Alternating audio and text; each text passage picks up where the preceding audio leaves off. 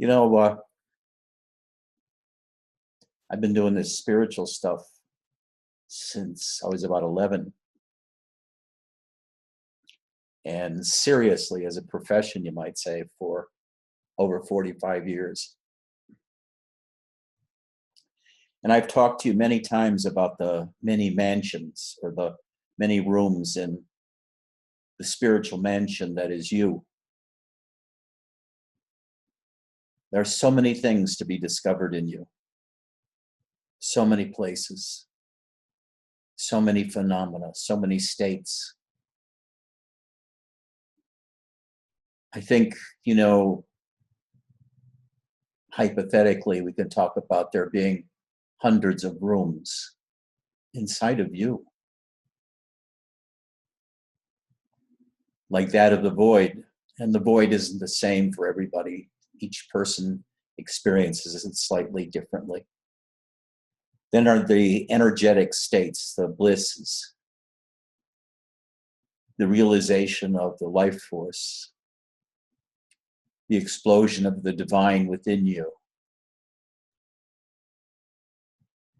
So many states, so many places to be. One sense of presence develops over a period of time after you begin to know the life force. It's within you and without you, all around you. As kind of a second body. So that's why I ask you, why are you here? What are you looking for? I can tell you how to get places, but you have to tell me what you're looking for. Peace, enlightenment, awakening, bliss, knowing the life force, controlling the life force, magic powers, samadhi.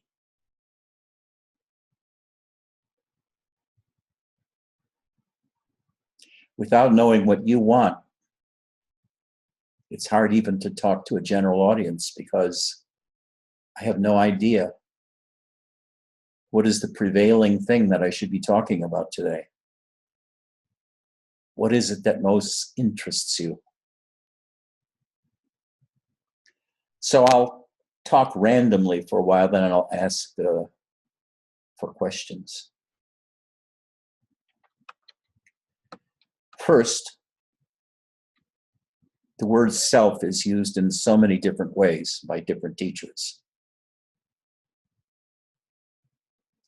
One of the prevailing spiritualities today, which is the Neo-Advaitins, use the phrase no separate self, whatever that means.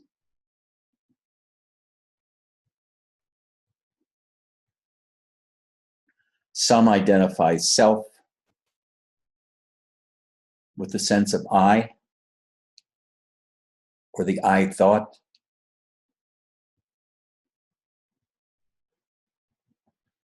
Some identify self with, you might say, universal consciousness, which is that there is no differentiation within the fields of consciousness of any sort. Even words don't fit because words are concepts, and concepts are fictions. There's only proper names, you might say, which we attach to specific appearances.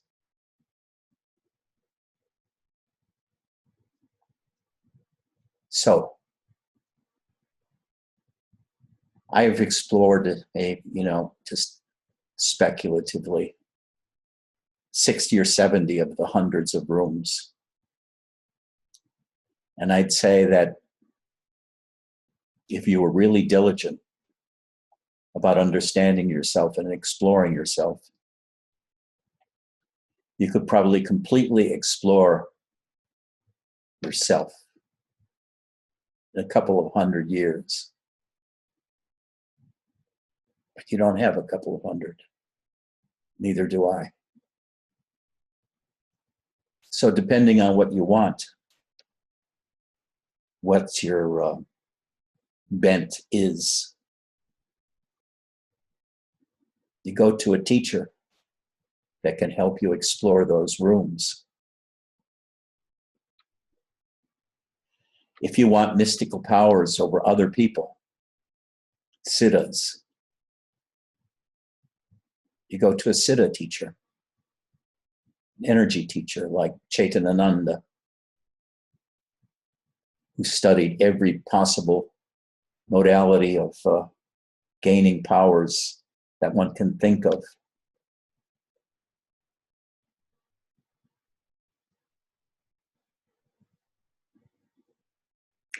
And every night, too, he uses his immense power to pray for his friends and family.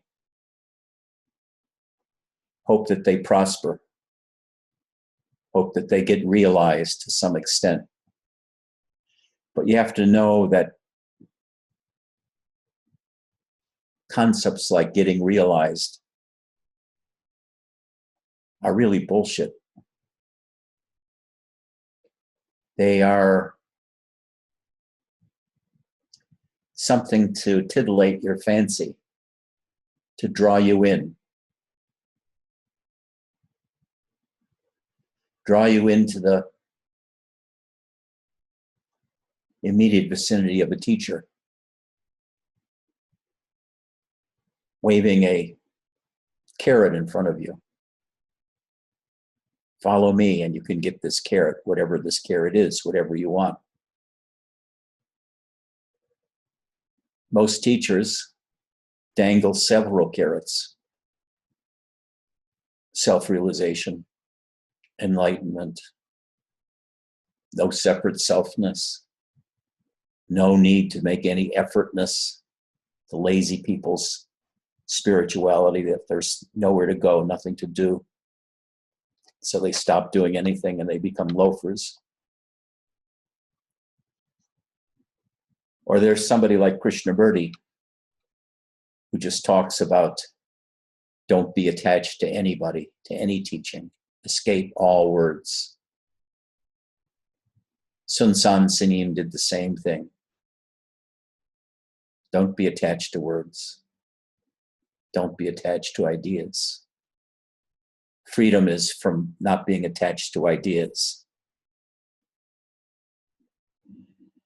It's good to see you back, Daniel. You were gone for a long time.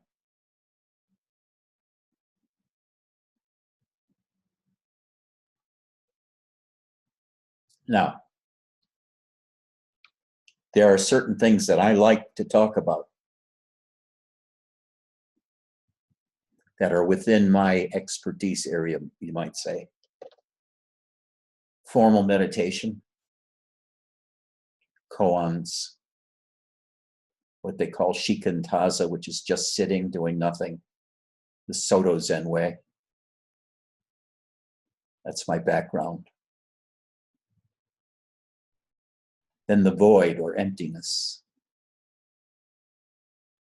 which I realized really early into my practice, but which became the focus of my attention when I was with Robert, because he talked about the emptiness, the void all the time, nothingness. The void is very powerful. It can suck your soul away. Whatever you consider to be you, the human, the individual. It can suck you into emptiness,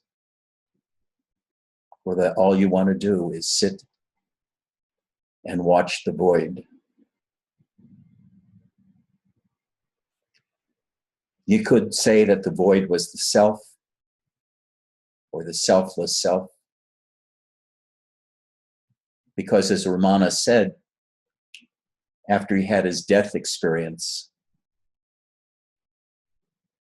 all that he could do is watch the self all the time. No matter what he was doing, whether he was walking, speaking, answering questions, eating, the self had this powerful grip over him, and he could only stare at the self. One eye was always focused on the self, the center of his attention. Now, what did he mean by that term self?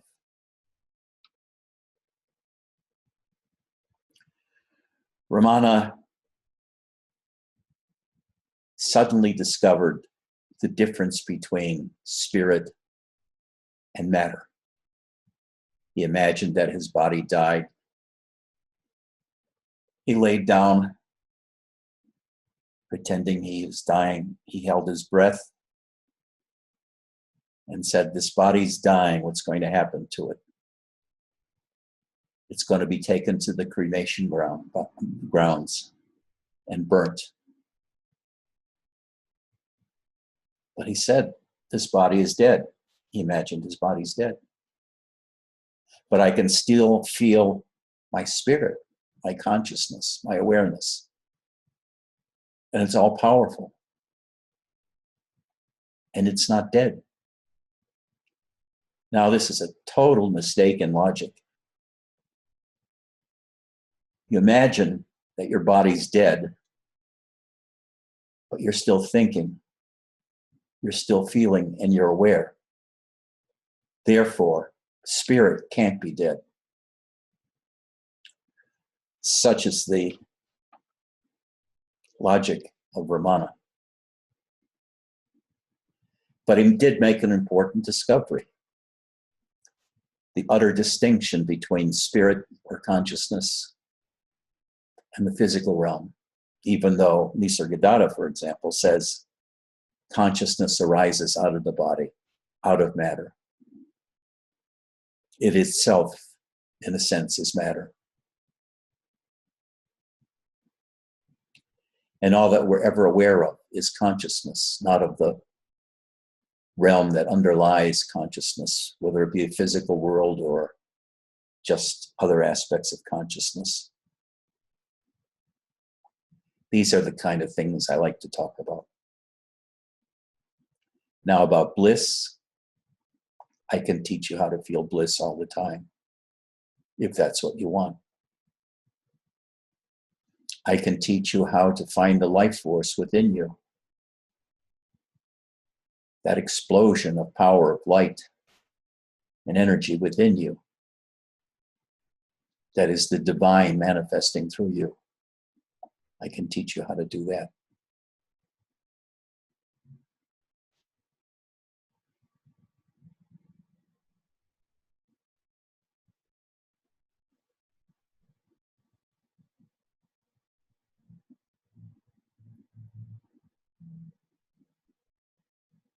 But really, I think in the end, these states all grow sort of weary. You can only tolerate bliss so long. Then you want it to go away because it bugs you. It bugs your peace.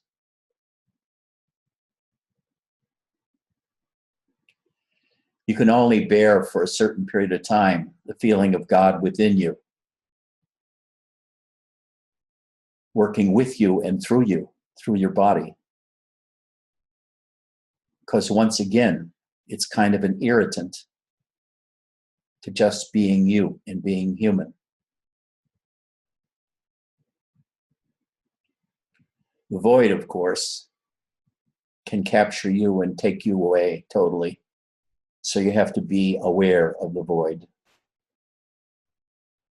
and now finding ways to escape from the void, if need be.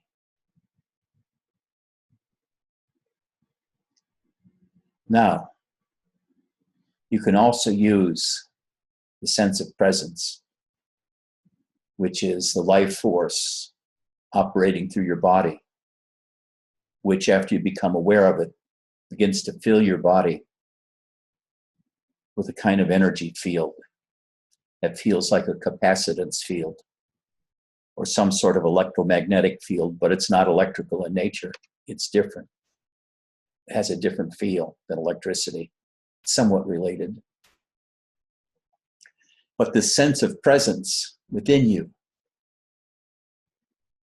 interacts with the external world directly and not with the mind. The mind is not an intermediary. But there's a direct heart-to-heart connection between your heart and everything and everybody out there.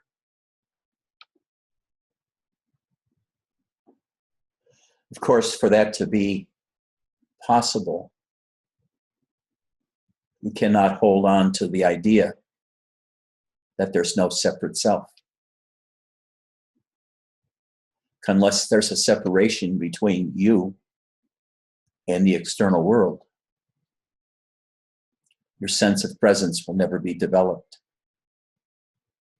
You won't be able to reach into the world with your heart, because your heart is not a thing to somebody that has no separate self. There's only one, and it's not differentiatable.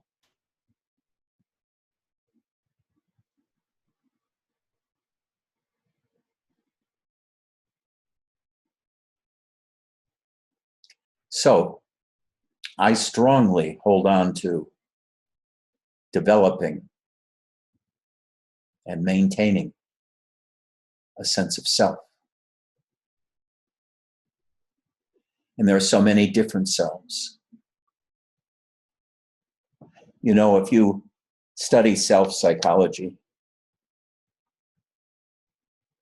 you'll see that there's kind of maturational sequences, both emotionally and of the sense of self and of cognitive powers or abilities to do things cognitively, like developing a sense of being separate from the external world, the sense of your mother being there as a living being that comes and goes, and you, after a while, get this idea that there's separate being out there that comes and goes.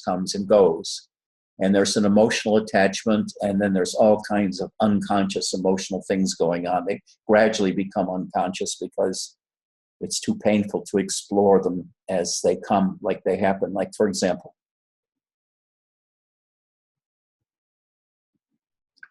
when you first get the idea of mother and being attached to the mother's breast or to the bottle she holds for sustenance, the coming and going of the mother has a very dramatic impact on the baby. When the mother comes, there's great joy. When the mother goes, there's horror. And the baby cries. And the baby lives in fear. Will she ever come back? Where is she? Where's my mother? Without my mother, how am I going to be sustained?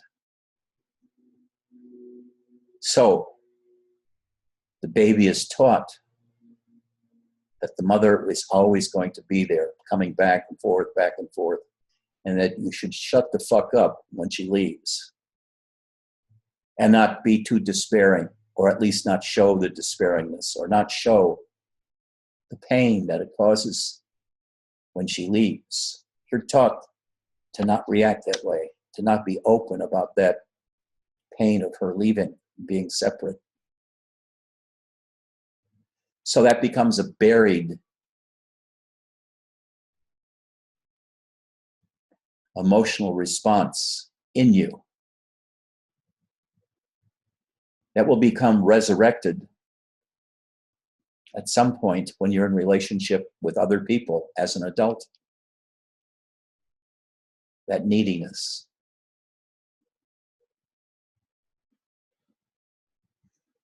There are other kind of cognitive developments too. The ability to speak, then the ability to make sentences, the ability to count, the ability to recognize various objects, the ability to articulate inner states and emotions, the ability to play music or to do mathematics, the ability to run, the ability to estimate the speed of an oncoming car, the ability to control your limbs for sports or for driving or for skiing or for doing everyday chores. All of these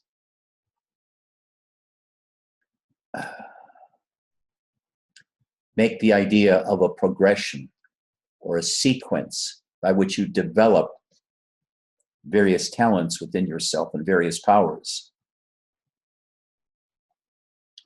Usually most of that stuff is done by the time you're 18 or 19 years old.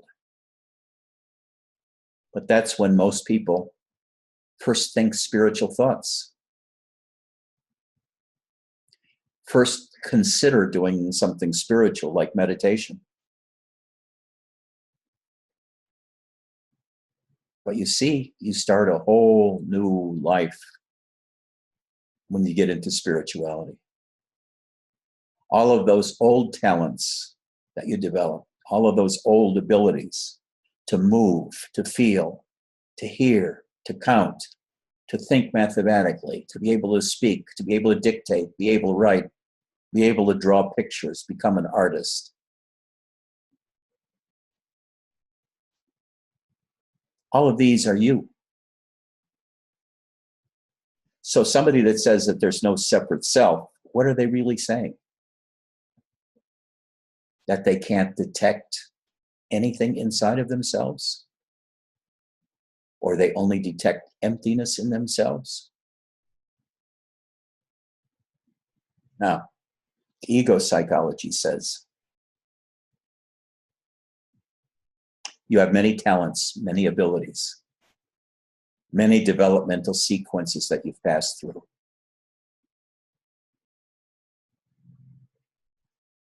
And like Nisargadatta says, that self is like a village. It's not one thing. It's your mathematical ability. It's your poetic ability. It's your ability to sing or to draw. Your ability to run, jump, to make love, to be in love. All of these things are you, parts of the mansion of your inner world. And you begin to explore them directly in psychotherapy and in spirituality. Instead of the external world, you explore your internal world. The world of fear, your fears you have about the future, guilt about the past, uneasiness about the present. Then, using your sense of presence, you explore the world from the heart, your heart, instead of with your eyes and your ears and your nose. You explore the void, finding the void, and spending another 6 months lighting up the void with your inner vision. And then you begin feeling into that void with your heart, looking for your heart. You use your heart, seeking the heart, seeking your inner heart, the heart of hearts, the most tender, the most fragile, the most vulnerable place within your whole beingness.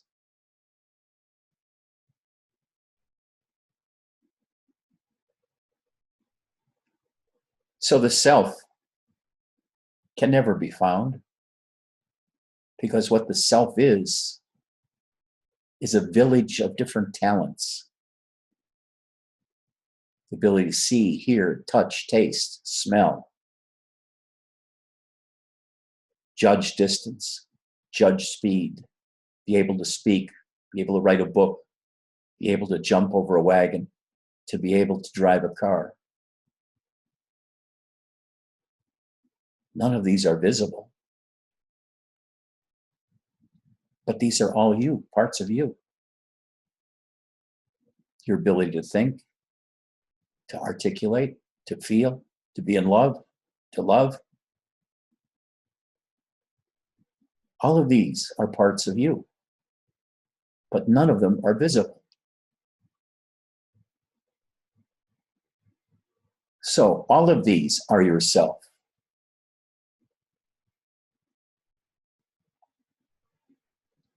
Everything you can do, every ability that you have, is all wrapped up in one package called Spencer or Sebastian or Enrique or Marco or Brenda or Max. But which one of them is really you?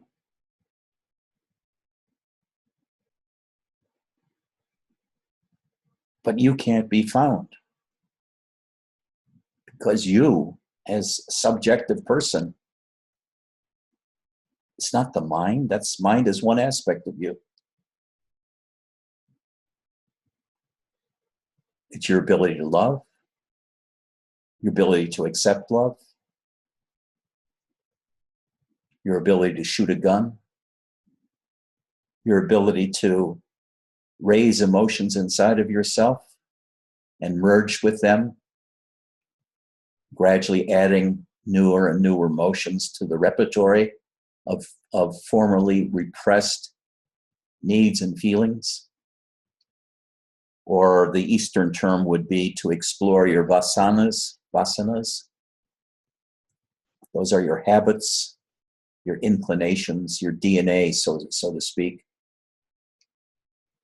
So you see, the tasks of spirituality are endless. The rooms and talents that you can explore are endless.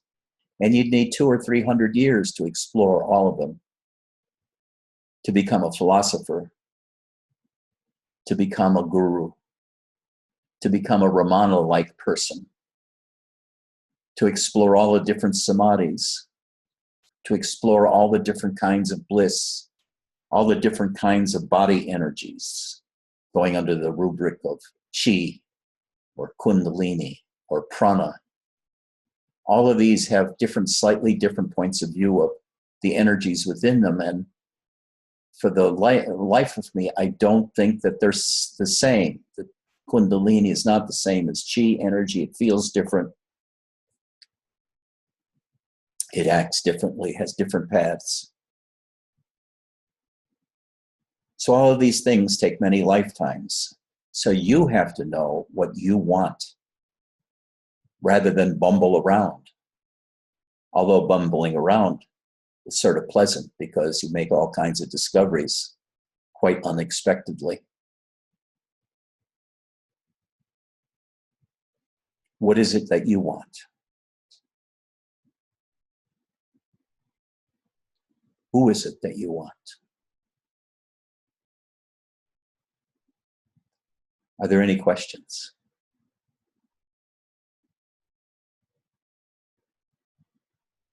Daniel, you used to have questions. You have one? Oh, Spencer's on. Yeah.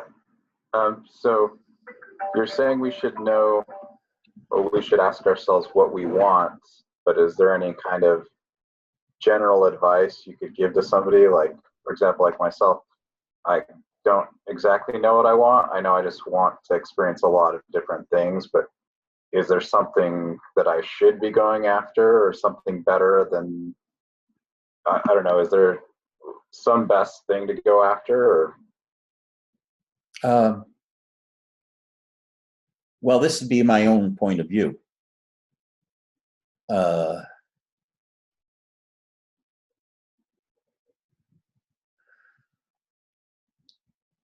One thing would be to look for your sense of self within your heart area, within your thorax. Your sense of the most intimate part of yourself, what I call the heart of hearts. Look for the most vulnerable place within you. And that's where the feelings of fear, sadness, and grief hang out.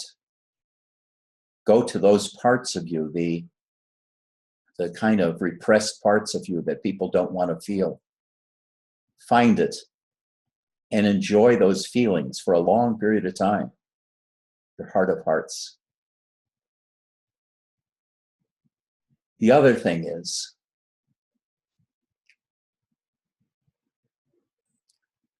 you could follow the I thought. This is a very difficult kind of practice, though. Robert talks about it all the time. Because your mind has to become so acute that it can actually separate one thought from another. It can actually watch a thought arise and pass away. And then you look for the I thought, where it arises and where it passes away. And after doing this for a year or two, when your mind gets very acute, very concentrated, you'll see that the I thought as a little thing, it'll be like a little cloud of grayness. I don't know if you ever had floaters in your eyes, but people that are nearsighted can often see floaters, which is debris inside the eyeball, that it makes an appearance like a little cloud. But the I thought will be like this little cloud, and you can watch it disappear into the inner void. And that's how you develop a sense of the void, by looking for the thoughts where they appear and disappear. This is what Robert wanted you to do. Find the emptiness within, where thoughts arise and where they pass away. Because once you've attained the void, the most powerful experience you will ever have is learning how to love from that void. Because love changes completely when it arises out of the void. When it comes to you from the void. Because when it's coming to you while you're in the void, it's not human love anymore, it's divine love. It's the life force. It's the heart of hearts of yours being activated and manifested as light, power, bliss, and divine love. And this is what a lot of teachers talk about, is learning to discover the divine within yourself. But unless you have the void first, I don't know the other ways to do it. There are some teachers, and usually they're not posing as spiritual teachers, who teach about using human relationships to realize the divine within themselves, of transmuting human love into divine love. Personally, I think this is rather impossible for most people because the kind of divine love is really different from ordinary human love.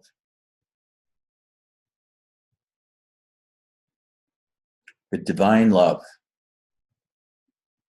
is when you're called by something inside of you or somebody outside of you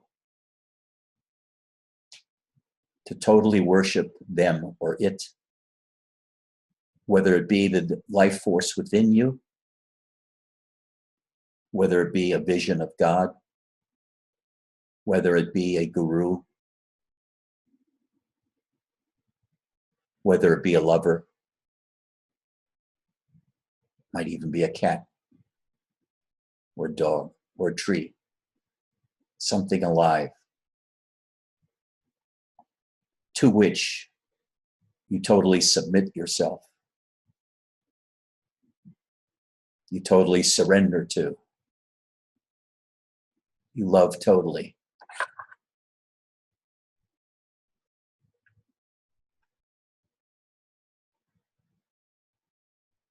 Without a second. Just you and that object. whether it's the life force, God, or another human being. Surrender totally to him or her. Worship totally him or her. And that will lead to an explosion of the life force within you. So that's 3 different ways that I recommend. Probably not what you expected, except you've been listening to me long enough. Maybe you did expect that. Which one are you going to do, Spencer? I'll try to do all of them. Good for you. Why not? Are there any other questions?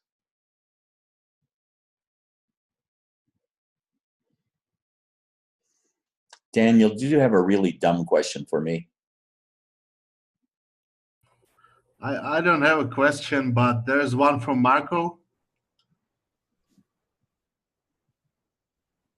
What does he say?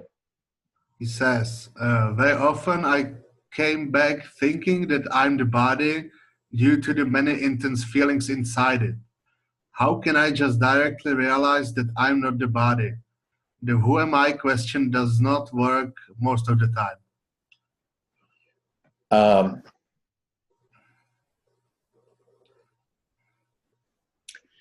You have to take the idea that you're not the body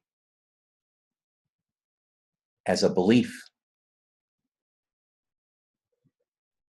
You accept that as truth. And accepting that as truth gradually leads to it becoming truth. Like Nisargadatta said, my teacher said, you are not your body. And he said, I took it literally, that I was not my body. And he believed it totally for 3 years. And then he had an awakening experience, and that wasn't described, but his book, Self-Knowledge and Self-Realization, talk about that 3 years of developing a direct experience from the heart of the energies within. He called them the divine energies. If you're not the body, what are you then? Michael, what are you then if you're not the body?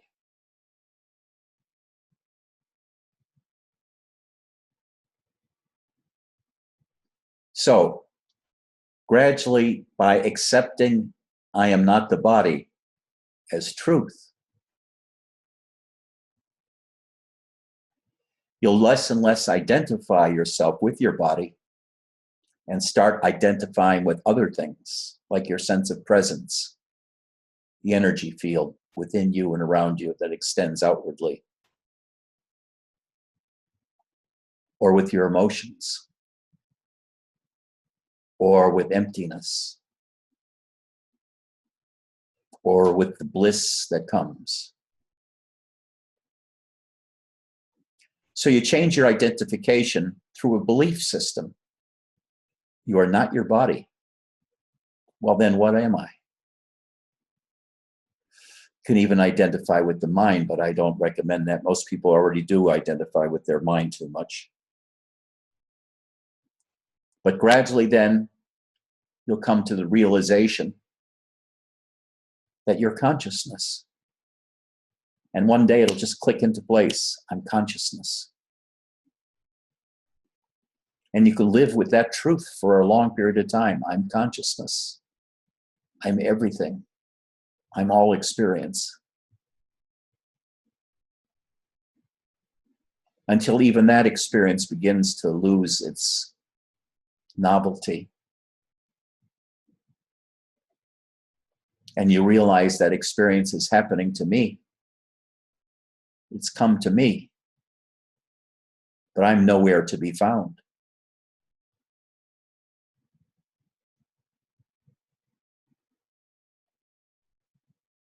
So I'm beyond experience. I'm beyond consciousness even.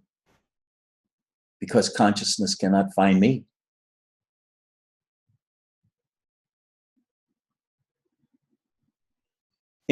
To an extent, there might be a small sense of separation.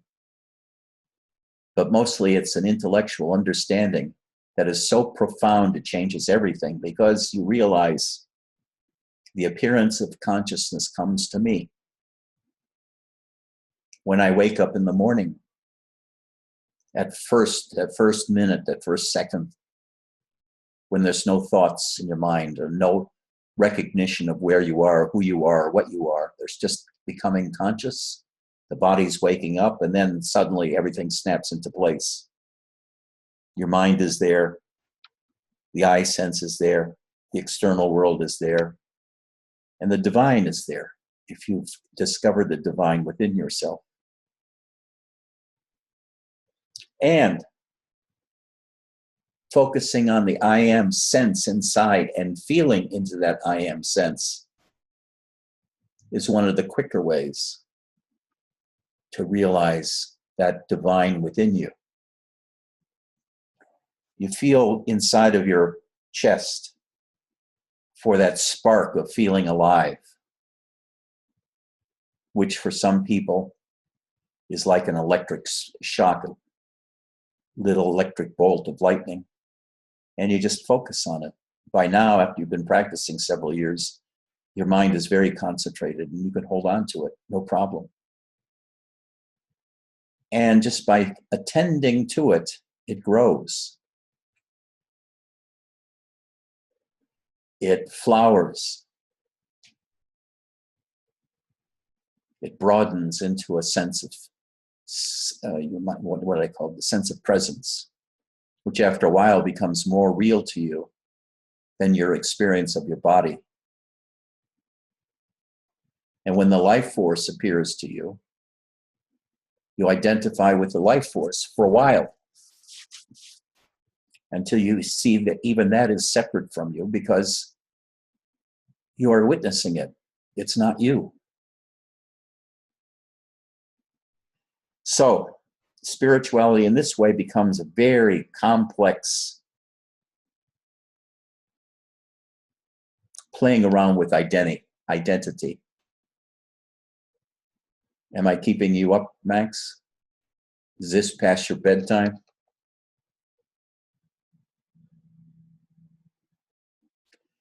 It's all of spirituality can be said to be experimenting with identity, what you are, what you identify with. Whether you identify with your body, with your emotions, with your sense of presence, with the void, with someone you love, with an animal, with a house. Now, the divine love is when you are so surrendered to your beloved that you become them. There's no difference between the two of you while you're in that state of loving surrender. And this is such an ecstatic state. This is, you might say, the life force in union with consciousness.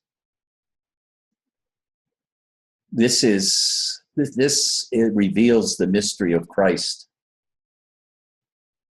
of becoming embodied again, of becoming incarnate again. Because as a spiritual person, you let go of identity with the body and you start identifying with other things, like the bliss that you can feel, with the energies that you can feel, with your sense of presence, with the void. So you become dissociated from the body. But when divine love comes to you, you're fully incarnated again. You're the suffering Christ, once again, descended from heaven, descended from God, and incarnating into your physical body, your physical identity.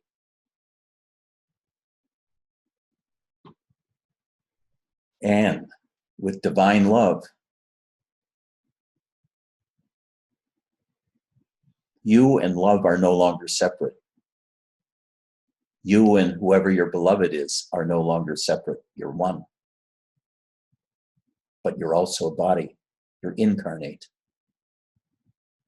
So when you surrender to that one, when you bow to that one, you're bowing to God, the same as the God, the infinite, the divine within yourself. It's through him or her or your guru or God that you realize higher states by recognizing it first in them. Therefore, that old song that they say, you can never love anybody until you first love yourself, is absolutely the wrong way. You can only love yourself after you've learned how to love somebody, because it's the self in them that you recognize first, and by recognizing it in them, you're able to recognize it as you in yourself that is recognizing it in them. And therefore you discover that inner self, the divine self, which is incarnated into Sebastian and Spencer and Ed and Max and Enrique and Mooney and Dumi. Dumi becomes human. The divine becomes human. And Dumi interacts with other people.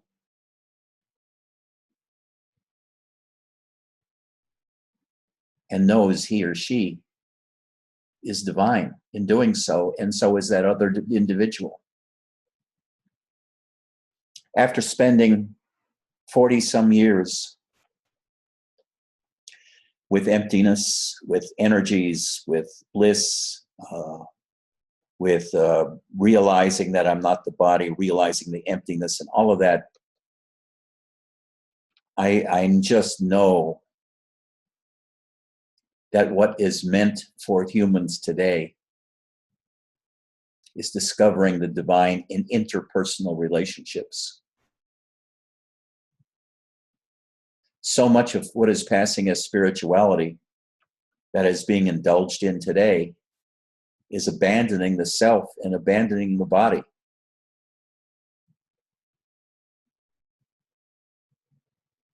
It's an escape. Back in 1987, I was writing a PhD dissertation. I had been into Zen and Muktananda, had been in a 7-year relationship and lost that relationship. My brother died. So it was a period of intense psychotherapy that went on from 1978 to 1987. And having been through Zen and having been through Muktananda, especially his constant talk about the self, I realized that most people used spirituality to escape suffering. They used meditation to escape suffering, to escape pain, to escape loneliness, depression, fear, and anger. The same thing with a mantra. The same thing with worship of a guru. It was all an escape from parts of ourselves we didn't want to recognize because of the pain of it. And I wrote a PhD dissertation, and what was it entitled? Enlightenment as like an ego defense.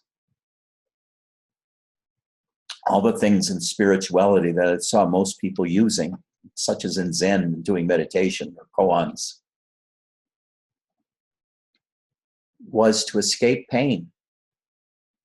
And this is exactly the way Robert taught spirituality. Ignore the world. It is not real. You are not real. You do not exist. Your problems are of no import whatsoever because you don't exist. The world doesn't exist. It's only a story that you're telling yourself. Wake up from that story. So Robert taught spirituality as an escape from suffering. And that escape is essentially detaching yourself from your body.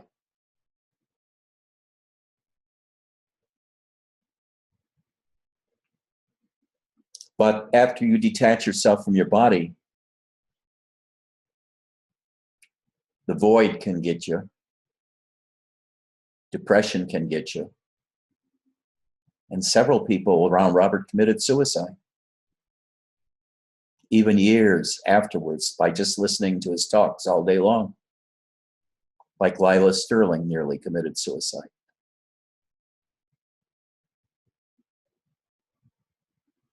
And several people I did know did commit suicide. I don't know why they committed suicide, but they were with Robert full time. So either the teachings and what they attained through the teachings made the world seem so empty and impure or useless that they just decided to end it, or it was no longer working as a defense against whatever pain they were going through that they were trying to escape. Now I teach more and more to face whatever you've got inside of you, whatever you want to run from. Join it. Love it. And this way you increasingly incarnate or reincarnate into your own life. You regain your body as an instrument for yourself to act in the world. And you become very vulnerable and very humble, because it's easy to be arrogant when you're detached from your body.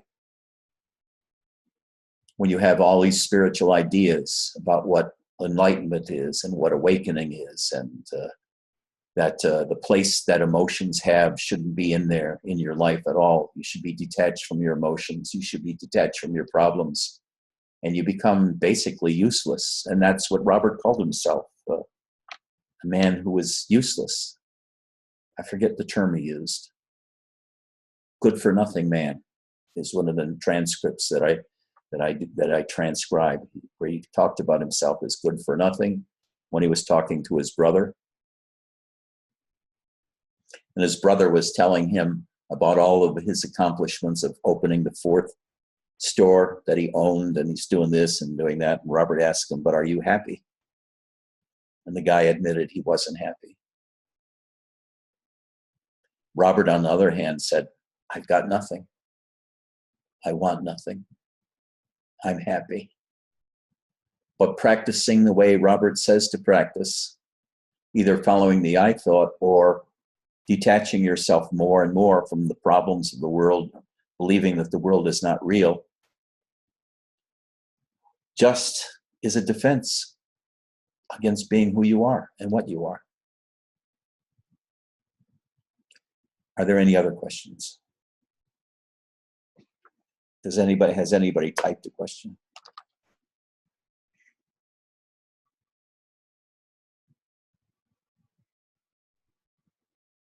I can't read what Marco wrote. I don't have my reading glasses. From Marco to everyone. Can somebody read it to me, or is Marco able to speak it?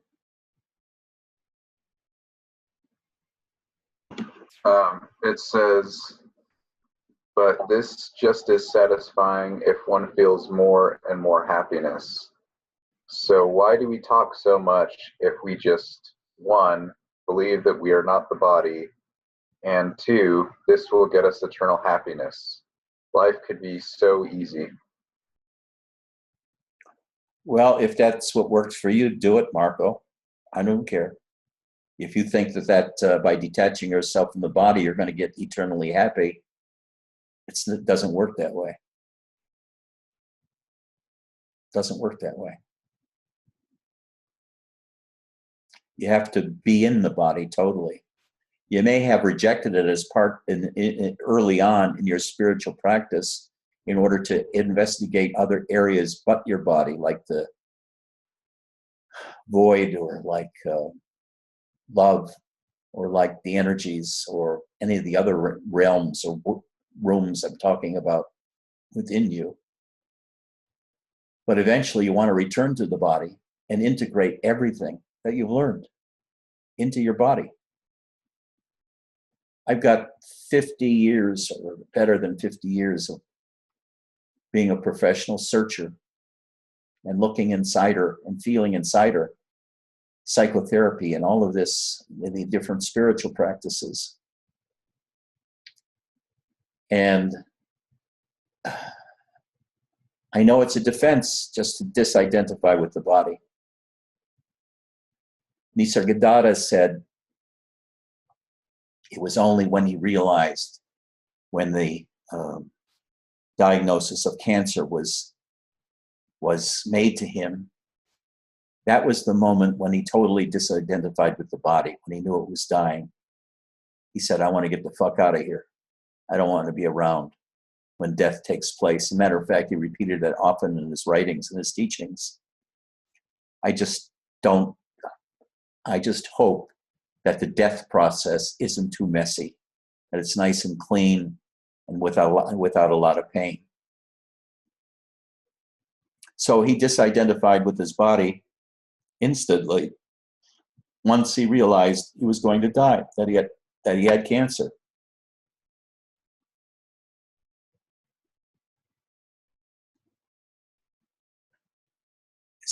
To everyone. Somebody is going to start a message but hadn't.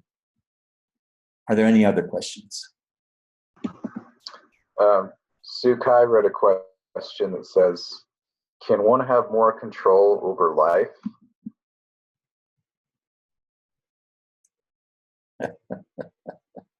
More control than what? I assume that you feel out of control, Sukai. And you're wondering, is there some way you can feel more in control in your life? But I think if you feel into that better, you'll find out that that is a misstatement of what you're really asking. You don't want a sense of control. That's what you seem to want on the surface. But what does it mean to have a sense of control over your life? Wouldn't it be better not to have any worries about control whatsoever, just to be living your life?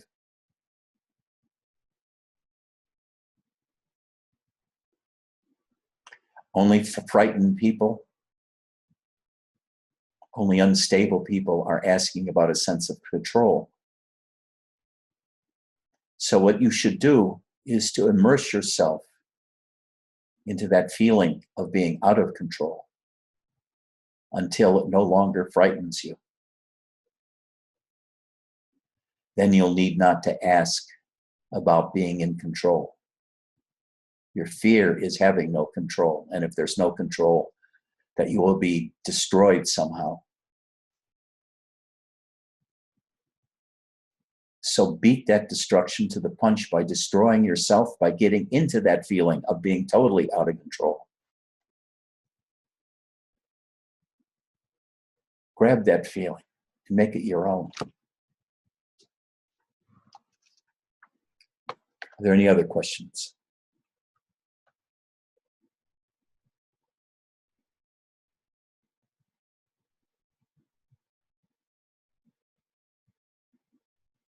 This is Sot. Can you hear me?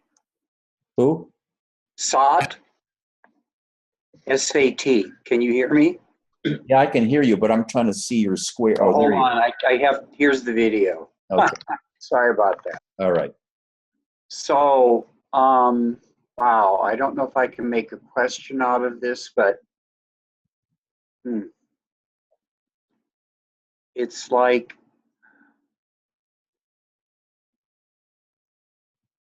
there's this beautiful line from Rumi that says something like, when one is longing for the guest, it is the intensity of the longing that does all the work.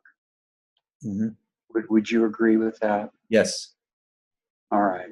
100%. Well, it seems like the only useful thing to do is to pray for that longing to increase. Well, I don't think you have to pray for it to increase. Just be aware of the longing. All right. And the awareness itself of the longing will make it more powerful because it becomes clearer against the background of everything else in your life. When you focus on the longing for God or longing for another, other things fall by the wayside.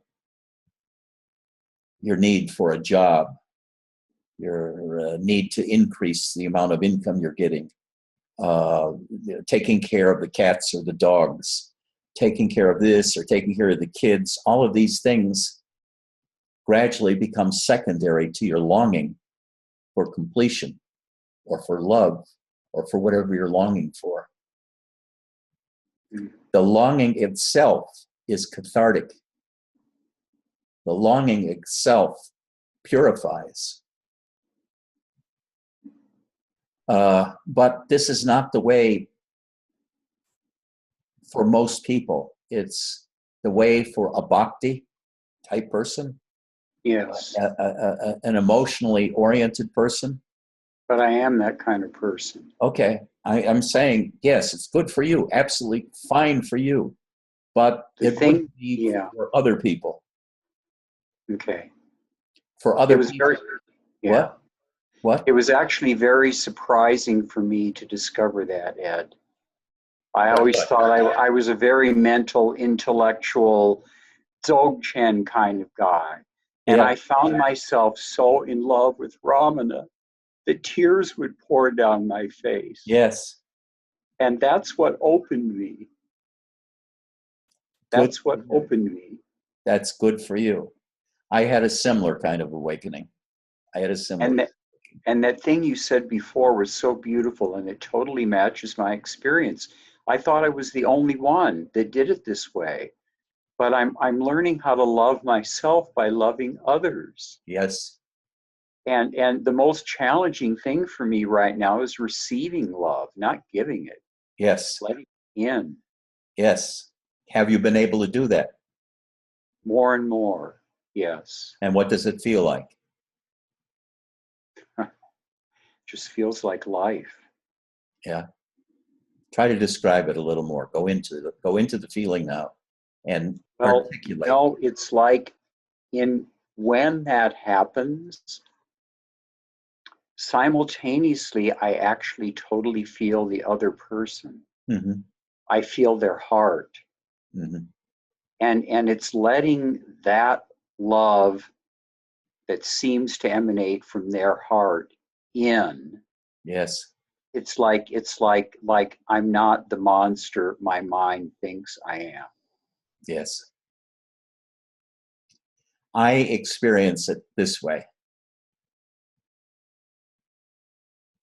When I feel that other person who I love,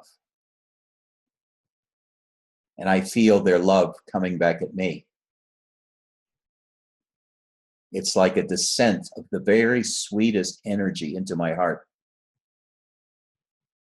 It's like a soft, gentle rain of pure grace that cleanses me clean, that gives me joy. And sometimes it's deeper than joy. Sometimes it's so profoundly peaceful that joy that I feel in that peace is not that kind of ecstatic joy that most people talk about. It's such a calm joy. And then I often just disappear into the other. And they disappear into me. It's mutual. Right. That has happened too. It's knowing God directly through another person. Right. Angela. No, I was with this friend of mine, and I don't know how this happened, but we just went into, there's this thing they talk about in Dzogchen, basic space. Have you heard that? No, but I get the idea. Yeah, but it's like, it was like suddenly, oh my God, this is what they were talking about, right? Because I wondered how the hell can he call it basic space? Because there is no space. Space takes time. But even though there's no time there, it feels like space. That's all I can say. I know why they use the word. And the person who talked about it, Longchenpa, even said, everything I'm saying is bullshit, basically. It's a metaphor. Yes. But you brought up something very interesting. Reading Rumi, and what's the other guy back then? The same, Heifetz? A piece, yeah. Are two really good training tools. Mm. Rumi's poems, especially to talk to each other, somebody you love, and read the poem to them. Read a Rumi poem to them. Yeah. That's what happened to me. The first time I felt the divine love within was when someone came to me and on a iPad, this voice read, looking for your face, about searching for your face in crowds and for a long period. And today I found that face, meaning you. And she said, that's how I feel about you. And I was just dumbfounded by that expression of love, having Rumi read to me. Right. And then saying, that's how I feel about you.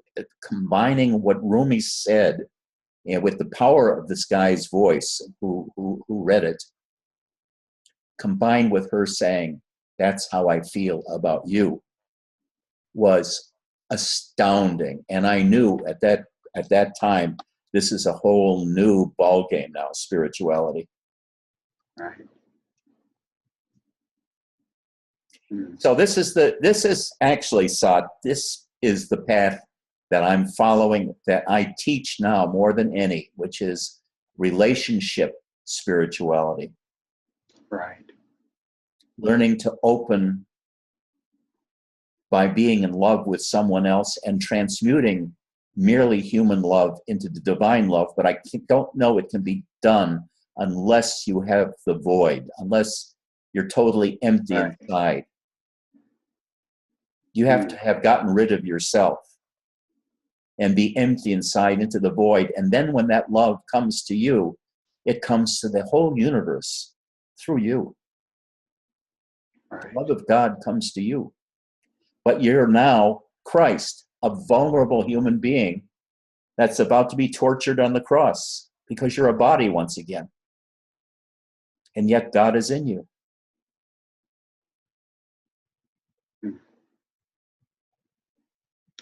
I have to say my main practice right now is just turning inside. Just turning inside to the presence and beauty, and that's it. That's fine. Just see how long you can maintain that. Because the thing is, Right. Everything always changes. Right. No matter what state you've just attained, it'll go and some new state will come. Right. And then sometimes there'll be a return of some of the older states. It's a constant, who is that philosopher that preceded Marx? Hegel. Yeah. It's a Hegelian circular progression. Right. Always upwards. And then it doesn't always feel like it's upwards, like there's a regression too of 2 or 3 steps. Right. And sometimes the pain comes back again, the heart-rending pain of loss and of death and all of this because you're re-embodied now. You're a baby again, so to speak. My teacher actually talks about this a lot. You're very much on the same page, the two of you. And he talks about cycles of expansion and contraction just happen automatically. But he teaches that the real work happens in the contraction, in how you handle that. That's where the road meets the road. David G. David G? Yeah. Who's that? Used to be David Godman, and now he calls himself David G. Oh, okay. All right. Good. Not David Godman, I'm sorry. David Waldman is his name. David what? Waldman. Waldman? Yeah. LD. Yeah. But now he goes by David G. He's in Mount Shasta, which is where I live. I moved here to be with him. Good. he has no interest in filling auditoriums of people. He just wants a small group of people who really want it, and that's it. Right. That's exactly my point of view too. Yeah. That's why I don't charge anything. That's why I don't really have made an effort to have a local satsang, because that means advertising and marketing and all that kind of shit. Right. I just do it online and see who shows up, Right. and then who decides to come and visit me. Mm, Who will make that effort? yeah. Interesting. But anyway, that's good to know you. Good to know you. Yeah. Thank you. Are there any other questions? Do you have a question, Angela? You have a smile on your face.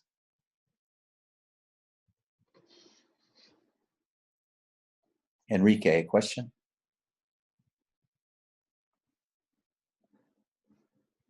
Anybody? Marcus? Max? All right. Same time next week. Read Rumi, or Haifas, however you pronounce it. See what effect it has on your heart. Because the path I teach now, you know, I've done all of these things. I talk about them, the void and the witness and the coming and going of states of consciousness, but I don't do that anymore. I can talk about it. I can lead you to go there if you want. But what I'm into now is love, learning all the aspects of the human heart, not the divine heart. I mean, it's divine because it's in you. It's in a human being. But it's teaching about embodiment, being the divine in a body, and that means you are no longer invulnerable. You are no longer indestructible. You can be influenced and hurt by anything. You can be given joy by almost anything because you're human again, but in a very soft way, very gentle way, or a gentler way. So next week, same time, read Rumi and listen to a lot of chanting. Take care. I love you all. You're my family, my spiritual family, as Robert would say. Bye-bye.